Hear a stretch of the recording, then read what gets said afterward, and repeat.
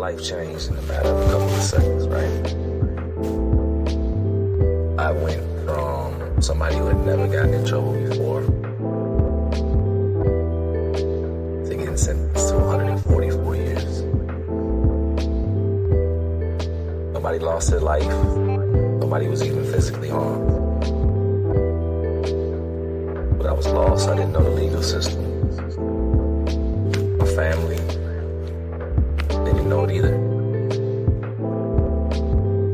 We didn't have the resources. We didn't have the ability to get the right type of attorney.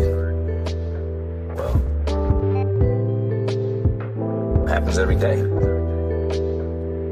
And that's why we're here now. We're here to tell the stories, the truths about what goes on behind those prison walls and those courtrooms, the fights that y'all don't see, y'all don't know, things we've had to endure, things we've had to overcome, and the harsh reality of what we'll call the injustice system. Welcome to our world. Hear our stories. Hear our truths. Welcome to the voices.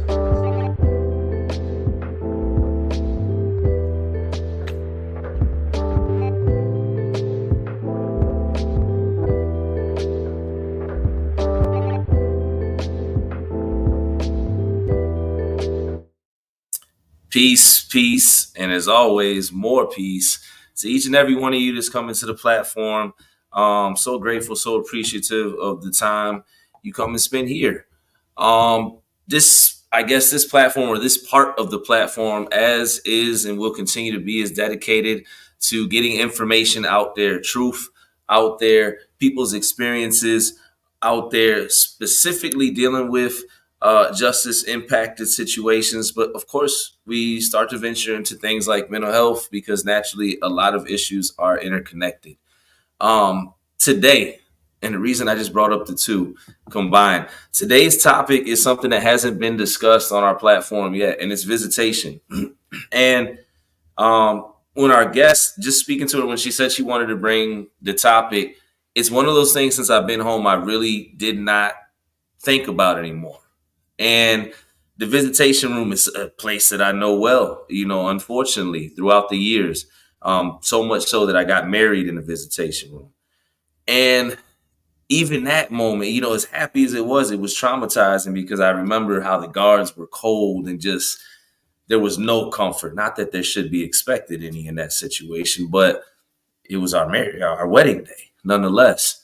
I think about just the normal process of walking to the visitation room at the time, where you would have to literally bend over at the waist, and us on the IRG, the inmate representative group, having to fight that.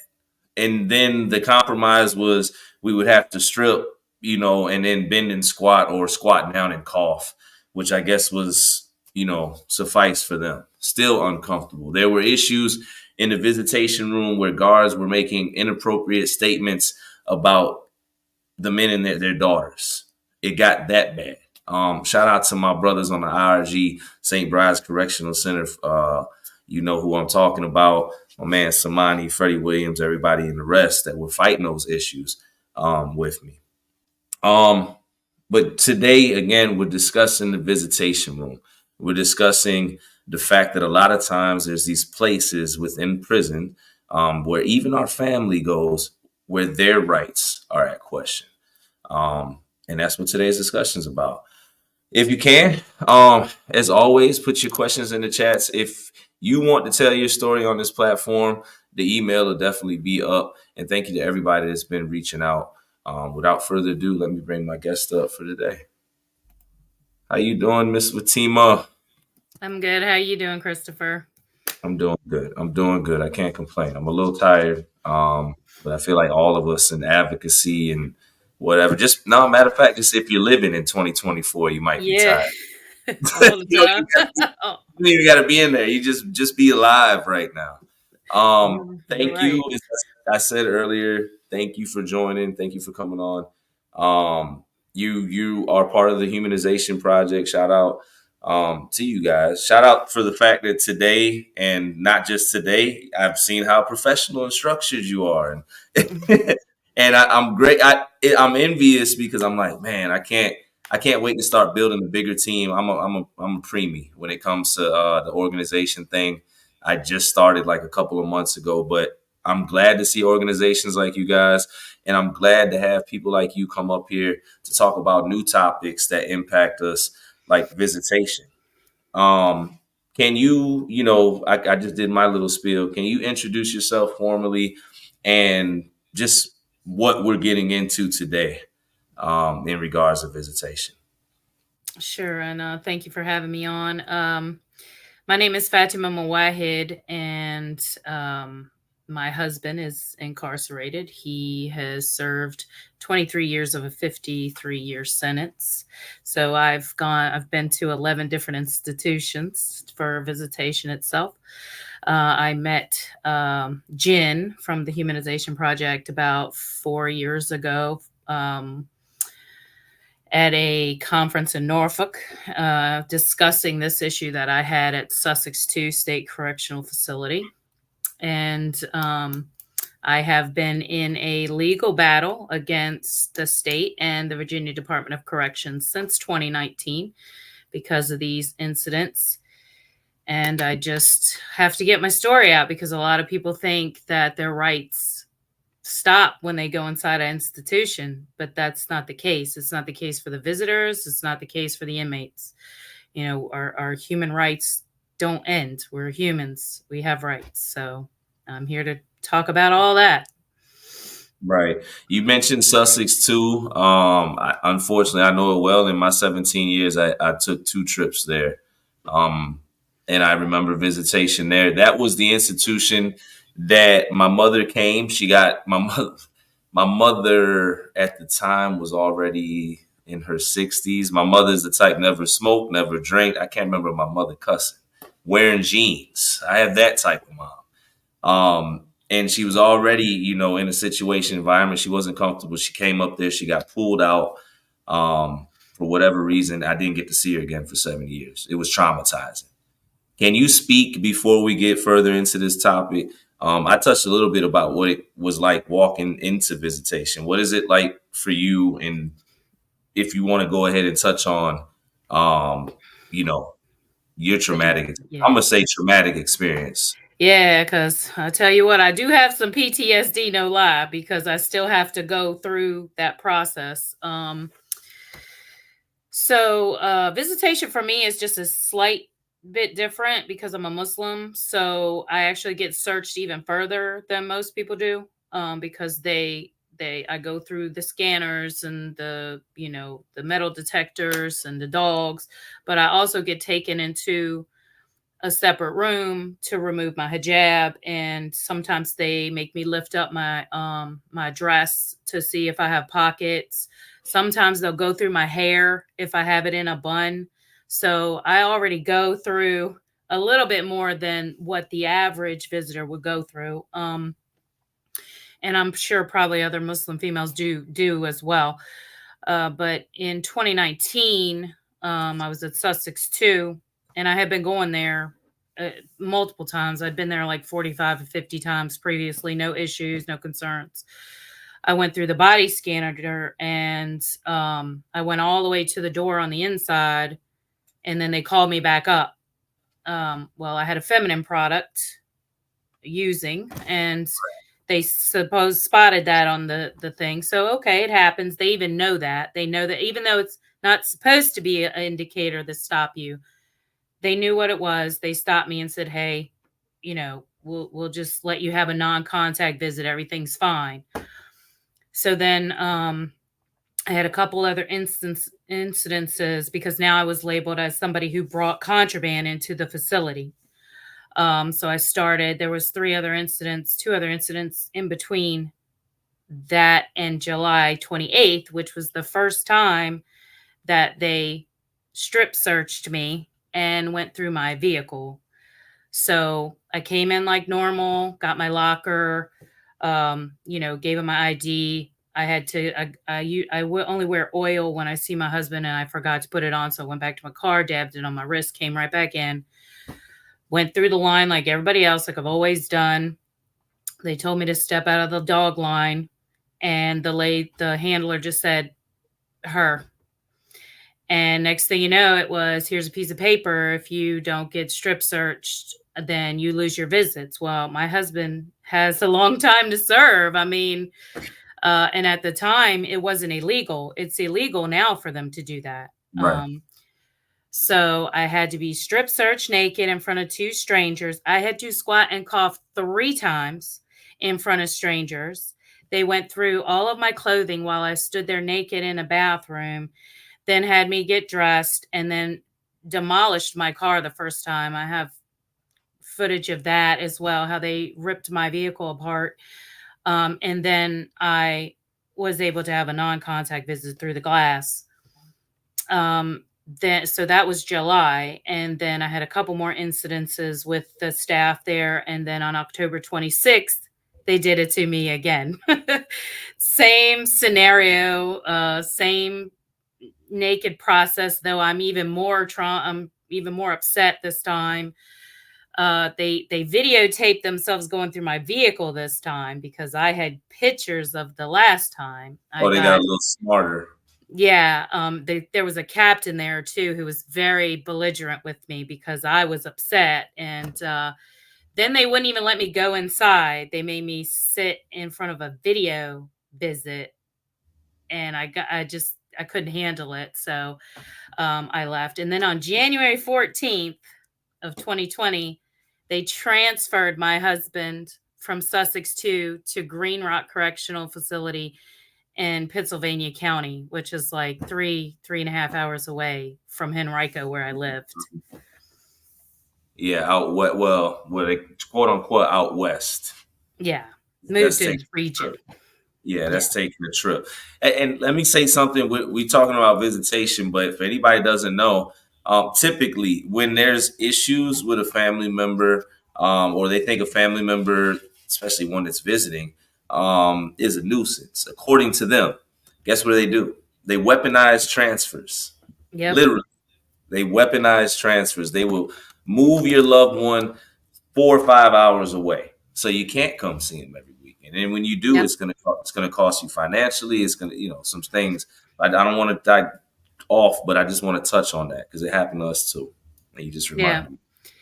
And I lost my visits later after this progressed. I lost my visits for like 2.5 years because I was, a trouble person. So they just they made up stuff. And again, thank you for posting that link in my case in the chat. I'm in litigation with the state of Virginia and the Department of Corrections because and the discrimination. I mean, it's blatant.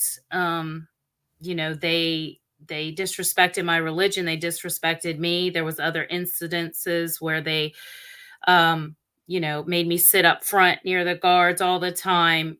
People were escorting me inside like I was some horrible person. It was insane.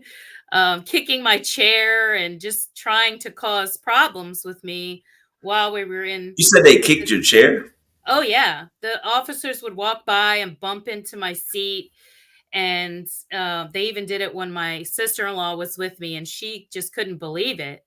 Um, yeah, it was a lot of different incidences that they tried to deny me one time because the officer at the front just was so loud. She was like, "You were caught bringing in contraband. You can't come in here." I'm like, "I didn't get caught doing anything."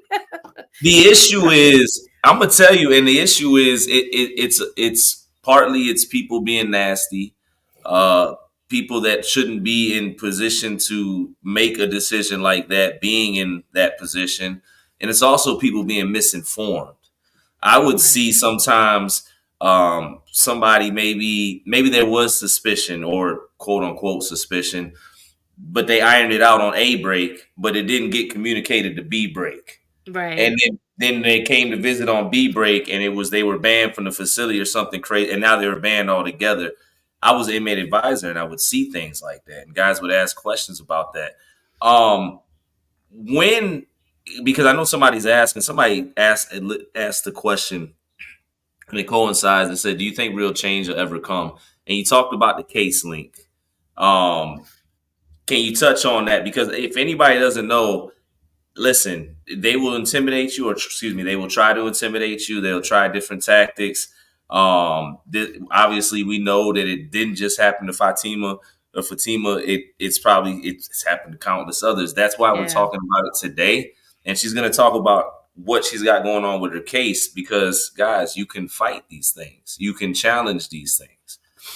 But yeah, Well, I will tell you that like I said, the first incident was in 2019. It's now 2024, and I have not officially gone to trial for my case yet.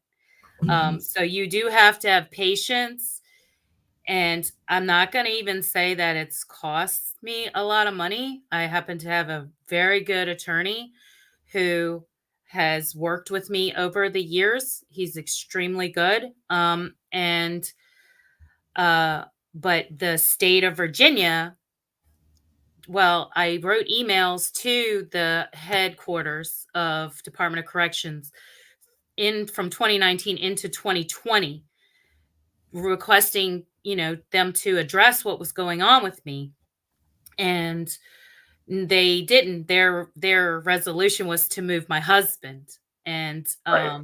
David Robinson, as a lot of people know him, my best friend David Robinson, he Yeah, specifically said that he had to move there, and he thought I lived in Virginia Beach. So he thought I lived even further away. And that's what he told me over the phone. So he blatantly retaliated against me because I was continuing to very professionally, you have to work within the guidelines, as you know, from an inmate advisor. Sometimes you gotta work with what you got. And I did that for close to a year before I got an attorney. And I said, this is crazy. I every time I go near a dog, I'm so afraid that I'm gonna get strip searched or pulled out of line. Like and you would not believe the process I go through, keeping my particular clothes washed. I only have shoes that I wear to visitation because I'm so paranoid. traumatizing. Yeah, That's. I am. I mean, I know you can't avoid the trauma, but Yeah, it shouldn't be that on top of right.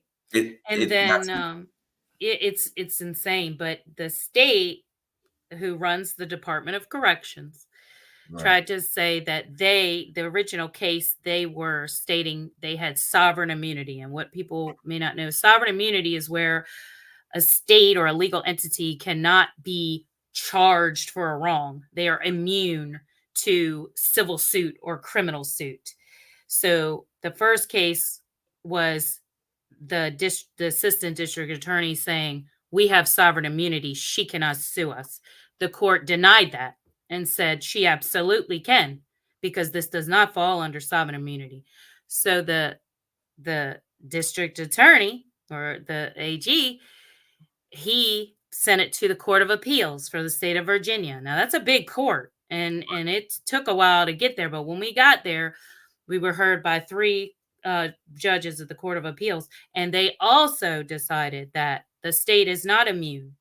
They can be sued. This was not something that is normal within their function as DOC state employees. So now I am waiting to have my case heard, the actual case.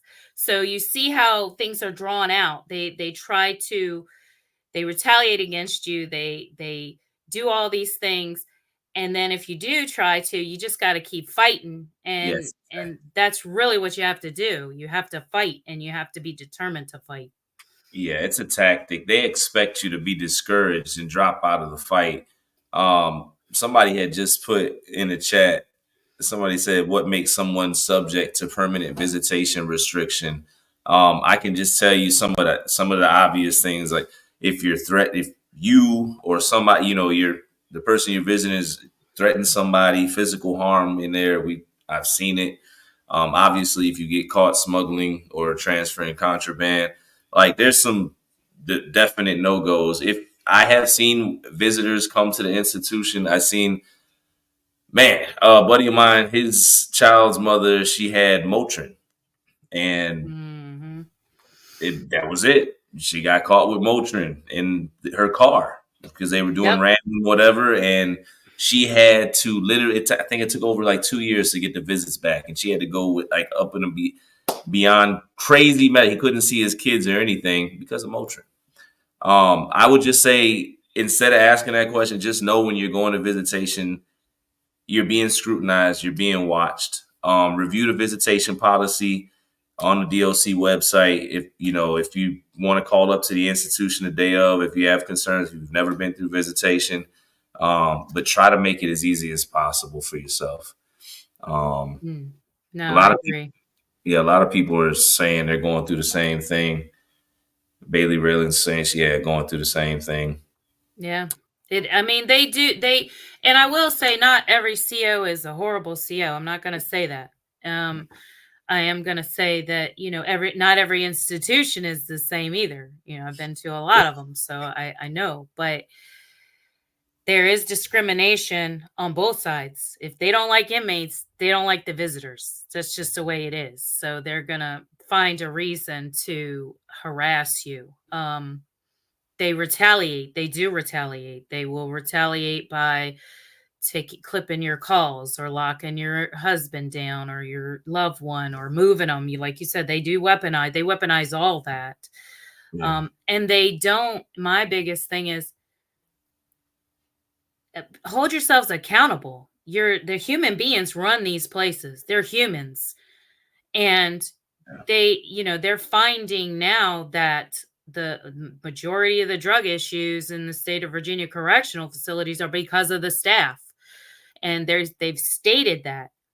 So be accountable for what your staff is doing. If you're not training them properly, own up to that, because that's really all I asked for originally. Originally was, hey, tell me what I can do so I don't have this issue. Help Right. me so I can come see my loved one. But they don't care. They're just like, hey, No. we And don't then want to deal with you here. We're going to move them so we don't have to deal with you here.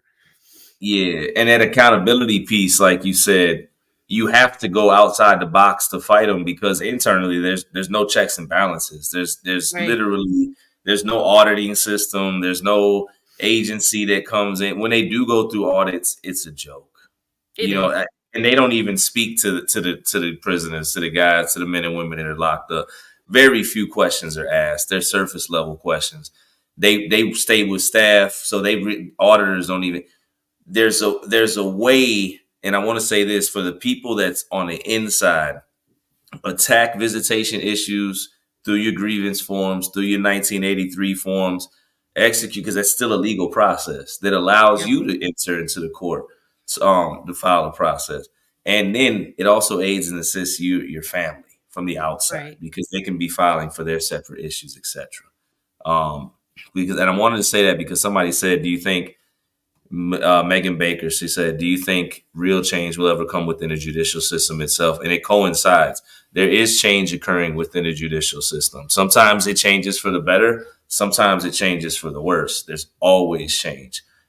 We've got to keep fighting and keep, getting those points across. I want to ask you this, Fatima, kind of, because you kind of you touched on it, but I just want to kind of make it obvious. Was your loved one getting in trouble? Was there a No, specific reason other than so we can? So I'm gonna be the no. guy that basically says 9 times out of 10 you were targeted because of your beliefs or what you were Yes, wearing. because of what I was wearing. Because they drug tested him after the second strip search, not even the first. The second, they drug tested him, even though I didn't see him. they drug tested him, and of course he was clean. And then they asked him. They did start asking him questions about his status in the Muslim community inside. like, was he a Muslim? So there's a lot of bigotry inside DOC. There are Muslims inside DOC. I mean, you Yeah. when you go into when you go into a situation where you're looking at life a little bit deeper and you have a little bit more time, most people do tend to gravitate towards religion, and they can find a faith, whether it's in there or out here. So yes, and they want to practice, for the humbling aspect. It makes the time easier to do, as most people know. But just to blatantly hate somebody because, I don't know, because my boobs aren't hanging out, I don't understand. It's like, Yeah, it's because you're too covered, but then of course their justification is you could be concealing something. But at the same time, I should be able to be that's no different than somebody wearing, I mean it is different, but if I wear an extremely baggy shirt, am I gonna get targeted? If I wear no. baggy, and that's the issue that I have outside. I'm just thinking about that part. To anybody that doesn't know, I'll say it. It's a lot of good old boy stuff in the Commonwealth Virginia Department of Correction, and it's not about the color of your skin. You Nope. black, white, they all good old boy. Not all of them. There's some, believe it or not, like she said, there's some good COs, some fair ones that just come to do their job, the right way, go home. But there is that bigotry mentality, and it's not just isolated. It's like anything outside of what they know. It makes Right. it easy to target. Um, that's why I wanted to ask that question, because in case anybody was thinking in the back of their mind, well, maybe her loved one was getting in trouble, but I didn't think so, because Nope. for me doing time, he looks familiar. I don't know for sure, but if you've done a certain amount of time and you have my wife was, you're not really acting crazy, and I'm listening. You said you going to visitation 45 and he doesn't get in trouble. I'm paying attention to the fact. Obviously, it's a blatant targeting. It's Yeah. blatant. And to answer that question, I do. There is change. There is change coming. Inshallah, we look forward to that. There is oversight that we hope will pass this year, if not next year. It has a lot of backing, and it's been funded even more now in the budget. They put a lot more money towards it. So oversight in the state of Virginia would help tremendously, especially for our loved ones inside. I feel like, okay, it's only a couple of hours, I can handle it. But for those that have to live it every day, we do have to realize that we got to work with DOC, because that's their home right now. My husband has 29 more years. That's his home for right now. So I always try to make sure that people pay attention to that. Don't give them a hard time if you don't have to, but give them a hard time when you have to, because Right. you know, but yeah, I do think there's change coming. Just like, anything, it takes time and it takes a lot of persistence. Yeah, but I will say, depending on what state your loved one's in, Megan. I said it on last night's stream. When I was incarcerated from 2003 to 2020. And year after year, it was nothing but rumors. There was no movement on the General Assembly floor. There was really no policy being looked at, no nothing, no potential of a law change. Um, and then you fast forwarded about 13 years after that, and they opened the gates, and a bunch of guys started making parole and fish back. And so there is change. And I just want to say, we just got to keep going forward. We got to keep fighting forward. Fatima, 30 minutes went by really, really Yeah. fast. Are there any points you want to touch on though before we go furthermore about tonight's topic? Or is there anything you just want to mention about Humanization Project or anything at all? This is your time. Well, thank you. Know that you have rights, and as long as you're respectful about it, don't tolerate things that aren't okay, and make sure you ask. Realize though that there could be incidents that occur from it, but you can make change. Sometimes change is hard, and it can be hard on you and your loved one. Have that conversation with them. If you have something that's occurring continuously, have the conversation with them and fight it. And just even go to the news, call headquarters, speak to people, send emails, make your voice heard, because if you don't, it's never going to change. So make sure you do that. and then, try to educate yourself on the legal system, even if it's a little bit at a time. The families don't understand, but if you're supporting somebody inside and you care about their well-being, try to learn a little bit as you can. Join the Humanization Project, join the Life Unit. Read what we're putting out there, because it's very educational. It's little blips that you can take in. You don't have to be, a college graduate. So that's good. And then finally, in the state of Virginia, Second Look SB 427 is being heard tomorrow in the courts of justice on the House side. And then Safe Harbor, which is HB 161, is being heard in the Senate courts of justice. Safe Harbor is for assisting people who are overdosing. And then, of course, Second Look is hopefully to help allow people to be released, who will be able to go back up and have their sentence looked at. So make sure that you, not just for reform, be an educated person about your laws, because every year laws come out that you don't know nothing about. And next thing you know, you get in a car ticket or a parking ticket, or you got to change the way you do something. So pay attention to the General Assembly in whatever state you're in, because every year there's new things coming out, and it's very important. But they do give just a list of everything that passed around July of every year. So make sure you do that, because that's good for you and your loved ones. True. I'm going to close with this thought, being that you just said that. I want to shout out my wife, April. Last night, she had her first meeting. She established a board or committee, the UCBB, the United Culture, Beauty, and Barber Board, here in Atlanta. It was supposed to be a Georgia thing, but the call blew up and it was nationwide. Wonderful. The reason is similar to what you just said. We've got to pay attention to laws. If you know me and my wife's background story or whatever, we own a cosmetology school. They're getting ready to try to pass a law that could affect the whole industry. So we find ourselves kind of caught off guard, if I can be honest. Yeah. I saw that. I read that on your page. Yeah. Yeah. And it's funny. And I say this because it's laws in general. Don't become, and it's for me, man. I'm fighting so hard for my brothers, my loved ones, all this, that I'm so dug in on here that I forgot to look over here. So just pay attention, guys, and unite, stand in solidarity. I'm grateful to be able to work with other organizations, learn with other organizations and professionals like yourself, Fatimah, like Taj as well over at Humanization, all the organizations and advocates. Let's just get together. Let's work. Let's continue to have discussions. Let's continue to educate the people, and broaden the net. When we all connect hands, we can really reach. They say 1 out of every 2 people in this country have been impacted by incarceration. Yeah. Yeah. So that's it. Fatimah, thank you. I'll continue to say it. I always extend to, I call my guests that I feel like are smarter than me. Always grateful.